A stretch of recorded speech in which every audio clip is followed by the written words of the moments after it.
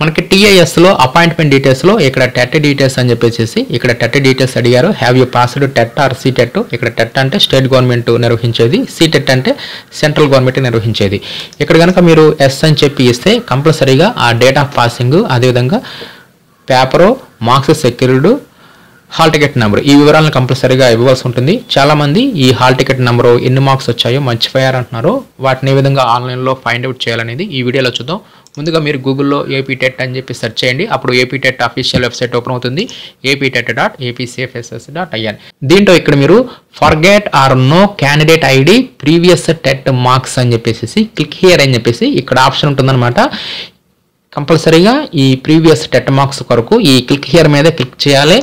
ఇలా క్లిక్ చేసిన తర్వాత ఇక్కడ మన యొక్క రిజిస్టర్డ్ మొబైల్ నెంబరు, అంటే టెట్ యొక్క అప్లికేషన్లో మనం ఏ మొబైల్ నెంబర్ ఇచ్చామో ఆ మొబైల్ నెంబర్ కానీ లేదంటే ఆధార్ నెంబరు ఇచ్చేసేసి గెట్ డీటెయిల్స్ మీద క్లిక్ చేయండి. ఇలా గెట్ డీటెయిల్స్ మీద క్లిక్ చేస్తే డీటెయిల్స్ ఫౌండ్ అని చెప్పి ఈ విధంగా చూపిస్తుంది. నెక్స్ట్ ఓకే మీద క్లిక్ చేయండి.